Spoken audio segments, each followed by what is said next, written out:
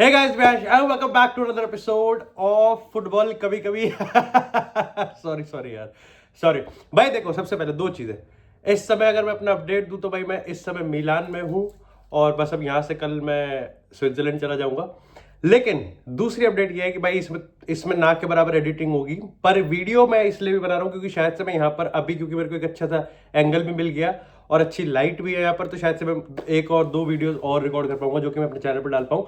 लेकिन भाई जो सबसे बड़ी खबर है वो ये है, बार्सिलोना ने फाइनली रॉड्री को साइन कर लिया। भाई तुम समझ रहे हो, और आज के इस एपिसोड में हम लोग बात करेंगे कि रॉड्री भाई, ये बार्सिलोना जिस तरीके से रीबिल्ड कर रही है, ये मैंने एक्चुअली में थोड़ा सा बस एक्सपेक्ट किया था, क्योंकि अगेन हंसी फ्लिक का मेरे को लगता है कि ये लाइक एक दो साल और है, ठीक है, डिपेंडिंग अपॉन कि हंसी फ्लिक शायद से सबसे ज्यादा हैवी इसी में ही जाएगा अगर वो गैम्बल करना चाहता है, अगर वो अल्टीमेटली सारी हदें पार करना चाहता है कि भाई बार्सिलोना को जितवाना ही है हर एक चीज, चाहे ला लीगा की बात करें, चैंपियंस लीग की बात करें, चाहे ट्रेवल की बात करें, और उसके ऊपर से अब रियल मैड्रिड भी यहाँ पर हरकत में आ चुकी है। तो आई थिंक गैम्बल करने का, गैम्बल इन द सेंस कि हाई रिस्क हाई रिवॉर्ड वाला जो फैक्टर है उस चीज को एग्जीक्यूट करने का सबसे बढ़िया जो मौका है बार्सिलोना और हंसी फ्लिक के लिए, वो यही सीजन है। कैसे करेंगे वो यहां पर थोड़ा सा इनोवेटिव था और वो थोड़ा सा अनएक्सपेक्टेड था, और मैं पर्सनली कहूंगा कि बार्सिलोना ने मेरे को तो चौंका दिया, तुम्हारा पता नहीं। तुम कहोगे कि यहां पर रॉड्री की डील जैसे ही रियल मैड्रिड का पत्ता उसमें से कटा, अब रियल मैड्रिड ने अपना पत्ता खुद काटा, रियल मैड्रिड का पत्ता बार्सिलोना ने काटा, रियल मैड्रिड का पत्ता रॉड्री ने काटा, ये तो देखो डिबेट के लिए। लेकिन ये बात कंफर्म थी कि द मोमेंट बार्सिलोना रॉड्री की रेस में आ चुकी थी, तब ये सबको पता था कि ये मैटर ऑफ डेज है, इफ नॉट आर्स। आर्स तो नहीं होना, क्योंकि रॉड्री भाई रॉड्री है वो, ठीक है। फाइनली यहां पर बार्सिलोना ने पैसे दे दिए हैं और जीएसटी भी दी है अलग से, ठीक है।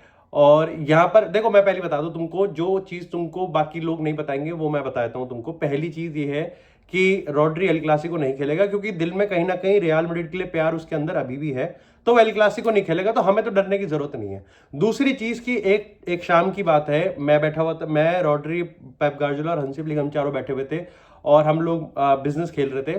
तब यहाँ पर मैंने रॉड्री से ऐसी सवाल पूछा था कि भाई उसका टॉप 3 मिडफील्डर्स कौन है, तो उसने मेरे को बताया कि भाई यहाँ पर वो लूका मॉड्रिच को, टोनी क्रूज को और बर्नार्डो सिल्वा को मानता है, ठीक है। और ये है, तो तुम मान के चलो कि रियल मैड्रिड के पास बेटर मिडफील्डर है रॉड्री से। और अभी खबर आ रही है कि विक्टर ग्योकेरेस को लेके, एक ग्योकेरेस है लुइस सुआरेज। लुइस सुआरेज की मैं आपको कहानी बता देता हूं।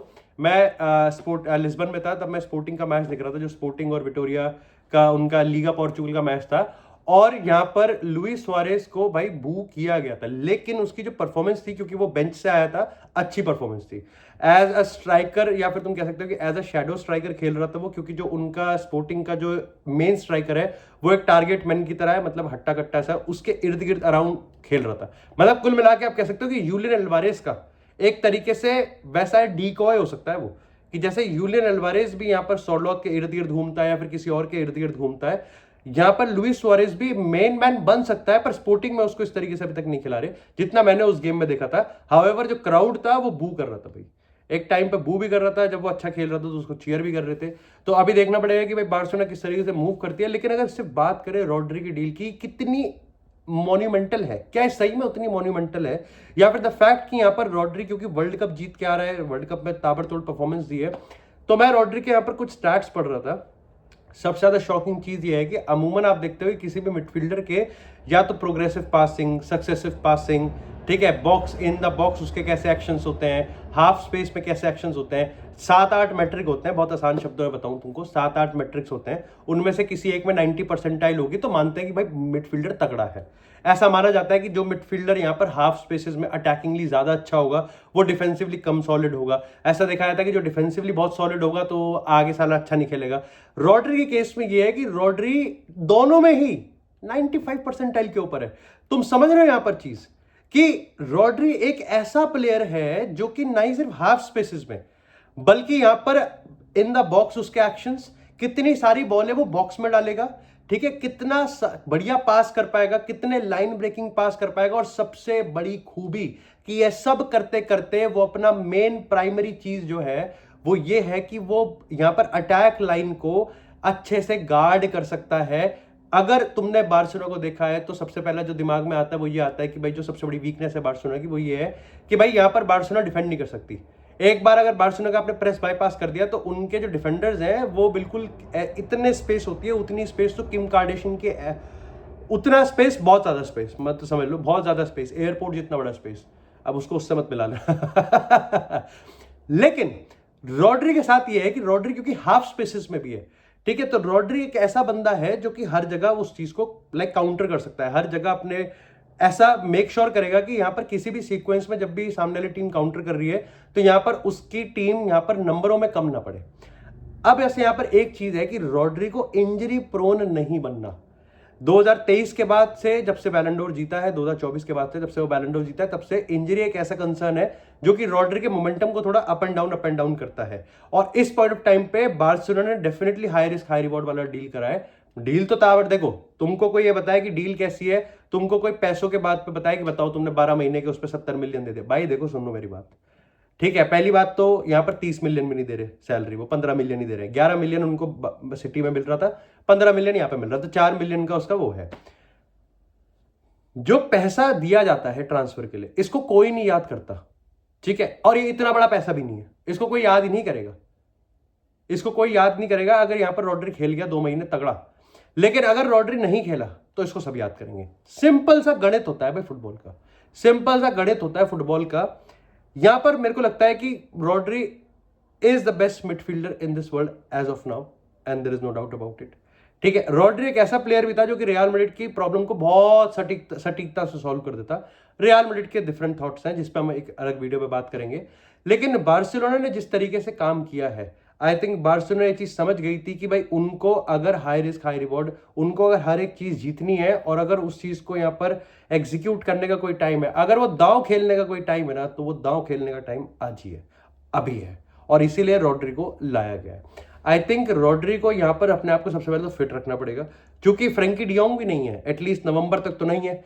दूसरी चीज जो सबसे ज्यादा फायदा होगा वो होगा भाई पेड्री को, Rodri Pedri Rodri Pedri Pedri Rodri Rodri Pedri हमारी फटेगी और पर जो रॉड्री वाले केस में हुआ है वो आई थिंक इंटरेस्टिंग इसलिए है क्योंकि अब यहां से आप ये मान के चलो कि बार्सिलोना की अगर हम बात करें तो बार्सिलोना को 2 पोजीशन ऐसी है जो अभी भी उनको सॉल्व करनी है, और पहली है यहां पर सेंटर बैक और दूसरी है उनकी स्ट्राइकर वाली पोजीशन। अभी अगर हम बात करें तो यहां पर विक्टर ग्योकेरेस से लिंक आ रहे हैं, जूलियन अल्वारेस की बात करें तो वहां तो मामला बिल्कुल ही बत्था बैठा हुआ है। आई डोंट पर्सनली थिंक कि एथलेटिको मैड्रिड ने उसको पर्सनली ले लिया है, ठीक है, वो बार्सिलोना को सेल नहीं करेंगे, ये मेरे को ऐसा लग रहा है। दूसरी चीज ये है कि जब दूसरे क्लब ऐसे देखते हैं कि भाई एक तो ट्रांसफर मार्केट जो खत्म भी होने वाला है, इनकी लीग भी चालू होने वाली है, इन्होंने रॉड्री के लिए भी पैसे दिए हैं, अगर हम यहाँ पर नेट इकोनॉमिक्स की बात करें तो शायद से 150 मिलियन के आसपास इन्होंने खर्च कर दिए हैं। और इंपॉर्टेंट डील्स थी, कुछ डील्स मतलब आप कह सकते हो कि जो साइड पीसेस होते हैं ना, मेन डिश के side pieces, Rodri is a main dish, but उसके अलावा बाकी सारे आप एक बार कह सकते हो कि अभी साइड पीसेस है। लाइक एंथनी गॉर्डन अच्छी साइनिंग है, न्यूकासल 90 मांग रही थी, आपने 70 दिए, ठीक है। आप आडेयामी की बात करें 30 है, आपने 22 दिए, अच्छी डील है। आपने फेरान टोरस को 50 में, और ऐसा कुछ भी था कि फेरान टोरस को अगर ये रिन्यू करते तो 8 मिलियन देने पड़ते, कैसा डील है मेरे को समझ में नहीं आया। पर आपने लेवेंडोव्स्की को ऑफलोड कर दिया, आपने फेरान टोरस को ऑफलोड कर दिया, और आपने रोनाल्ड अराउजो को यहाँ पर थोड़ा सा ऑफलोड करा है, तो आपने सैलरी स्ट्रक्चर में काफी अच्छा स्पेस बनाया। लेकिन अगेन आप एंथनी गॉर्डन को अपना सुपरस्टार नहीं मान सकते, आप यहाँ पर आडेयामी को अपना सुपरस्टार नहीं मान सकते, रॉड्री को मानोगे। लेकिन अगर हम स्ट्राइकर की बात करें तो कोई भी क्लब देखेगा कि भाई यहाँ पर इनकी लीग भी चालू होने वाली है और इन्होंने रॉड्री पे पैसा भी खर्च करा है, तो भैया पैसा निकालो। यहां पर डील करना थोड़ा सा मुश्किल हो जाता है। तो या तो मेरे को जो लग रहा है कि जो होने वाला है वो ये है कि maybe they could go back to Marcus Rashford, I don't know, कम चांसेस है बट दे कुड, या फिर वो यहां पर आई थिंक, क्योंकि मेरे को लगता है कि वो इसको ऐसे छोड़ेंगे, क्योंकि फेरान अगर ऐसे छोड़ दिया तो फिर आपने फेरान टोरस को जाने क्यों दिया, मेक सेंस, क्योंकि फेरान टोरस से आपने 50 मिलियन भी मिल गए, आपको उसकी सैलरी भी ऑफलोड करनी पड़ गई और आपको उसका रिन्यूअल का पैसा भी बचा लिया। पर फेरान इन नंबरों के अलावा भी फुटबॉल की एक दुनिया है दैट वो खेली जाती है पिच पे। फेरान टोरस एक अच्छे मोमेंटम पे था, एक अच्छे कॉन्फिडेंस पे था, ठीक है, बिल्कुल मेरे को लगता है अकेला सोया होगा वो एक भी रात पर जिस तरीके से यहां पर बार्सिलोना ट्रांसफर मार्केट में मूव कर रही है, आई पर्सनली फील कि यहाँ पर एक स्ट्राइकर आने वाला है। ये इनकी ट्रांसफर मार्केट का एंड नहीं है। दिस इज दी, अगर रॉड्री की साइनिंग की बात करें, this is the blatant most boldest statement जो कि यहाँ पर बार्सिलोना दे सकती थी। अब मैं तुमको बताता हूँ यहाँ पर एक और एंगल जो मैं सोचता हूँ, मैं गलत भी हो सकता हूँ। आई थिंक बार्सिलोना ने इस ट्रांसफर से ना ही सिर्फ, देखो ये वो ट्रांसफर, बहुत सारे ऐसे ट्रांसफर होते हैं जो इमीडिएटली पिंच करते हैं, ठीक है। जैसे मैं आपको बताता हूँ डियोमंडे की, मैं आपको बताता हूँ, मेरा क्लब है, ठीक है। डियोमंडे की मैं आपको बात बताता हूँ, डियोमंडे के लिए आपने 100 मिलियन खर्च करे, बहुत अच्छा प्लेयर है, बहुत यंग प्लेयर है, पोटेंशियल प्लेयर है। क्या रियल मैड्रिड को वो नेक्स्ट लेवल लेके जा सकता है? रिमेन्स टू बी सीन, ठीक है। Remains to be seen would be your answer, ठीक है। आप किलियन एम्बापे को जब लेके आए थे तो वहां रिमेन्स टू बी सीन नहीं था, वहां था कि हाँ लेके ही जाएगा, पर आपका फिर वो टैक्टिकल वगैरह सब सिस्टम बैठ गया। पर हम प्लेयर की बात करें, सिर्फ प्लेयर स्पेसिफिक हो रहे हैं। जब यहां पर ग्रीजमैन की बात हुई थी कि भाई ग्रीजमैन को लेके आते हैं बार्सिलोना में, तब भी यही था कि पोटेंशियल है। सेम विद आप यहां पर अगर बात करो फिलिपे कुटिन्हो, पर ये फिर फ्लॉप हो जाते हैं। रॉड्री एक ऐसी साइनिंग है जो कि स्पोर्टिंगली पूरी तरीके से यहां पर सॉल्व करता है बार्सिलोना को, पर उसके अलावा भी यहां पर पिछले ट्रांसफर मार्केट में बार्सिलोना ने जो चीज जो उन्होंने बार्सिलोना ने देखी है वो ये है कि जब भी बार्सिलोना किसी प्लेयर के लिए जाती है, और वो ले भी लेते हैं, साइन भी कर लेते हैं, लेकिन फुटबॉल हमेशा ऐसे रिएक्ट करता है कि ये तो गरीब है, इनमें तो पैसे ही नहीं है, ये कहां से पैसे लेके आएंगे। मेजोरिटी ऑफ द टाइम्स आप कह सकते हो कि यहाँ पर अगर सिर्फ बैंटर को हटा दे तो कुछ तर्क सही भी होते हैं कि यहाँ पर लीवर खींचने पड़ रहे हैं या फिर कुछ वैसा करना पड़ रहा है, लेकिन अल्टीमेटली बार्सिलोना ने क्लियर कर दिया कि एक ऐसे ट्रांसफर मार्केट में जहां पर रियल मैड्रिड का बोलबाला है, एक ऐसे ट्रांसफर मार्केट में जहां पर पीएसजी का बोलबाला है, बायर्न का बोलबाला है, आप इस चीज की गलतफहमी मत पालना कि बार्सिलोना की जो आप कहते हैं माली हालत है, उससे बार्सिलोना 1 इंच भी पीछे है। बार्सिलोना आज भी ना ही सिर्फ the best midfielder in the world को लेके आ सकती है, बल्कि एक अच्छे दाम पे लेके आ सकती है। अब यहां पर थोड़ा सा मैनचेस्टर सिटी के पीओवी से ही बात करना पड़ता है। आई थिंक जो मैंने एक शुरू में बात बोली थी कि जैसे ही यहां पर बार्सिलोना घुस गई थी रॉड्री वाले डील में, रॉड्री ऑलरेडी बार्सिलोना का हो चुका था। रॉड्री बहुत बिस्तर गीले करे होंगे उसने बार्सिलोना को अपने सपने में। इसका एक रीजन ये भी है कि देखो बर्नार्डो सिल्वा चला गया, ठीक है, पेप गार्जियोला चला गया, और यहाँ पर आप कह सकते हो कि रॉड्री को समझ में आ गया था कि भाई पेप के जाने के बाद ये टीम को टाइम लगेगा, ये टीम को टाइम लगेगा 1-2 साल क्लिक करने में, मे भी क्लिक कर जाए, पर यूजुअली 1-2 साल लगेगा क्लिक करने में। बहुत सारे प्लेयर आएंगे, बहुत सारे प्लेयर जाएंगे, मैनेजर का अपना स्टाइल होगा, एक फिलॉसफी होगी, और 30 साल का रॉड्री है, उस पर इतना टाइम नहीं है। ऐसे में अगर उसको मौका मिल रहा है कि भाई जब वो एक वर्ल्ड चैंपियन है, जब वो यहाँ पर वर्ल्ड कप का बेस्ट प्लेयर बन के निकला है, जब पूरी दुनिया की नजरें उस पर, तो क्या वो एक ऐसी टीम को, अगेन मैं वो वाली बात नहीं कर रहा कि वो प्यार नहीं करता सिटी को, पर एक ऐसे प्रोजेक्ट में रहना चाहेगा जो अभी इवॉल्व हो रहा है, जहां पर उसकी कोई स्थिरता नहीं है, कोई स्टेबिलिटी नहीं है, जहां पर एक नया मैनेजर है। हमने लिवरपूल के केस में देखा है कि यर्गन क्लॉप से कैसे उभरे थे, वो नहीं उभर पाए। तो क्या यहां पर वो एक ऐसे प्रोजेक्ट का पार्ट बनना चाहेगा? ऑफ कोर्स वो लीडर होगा, पर क्या वो रहना चाहेगा क्योंकि वो 30 साल का है?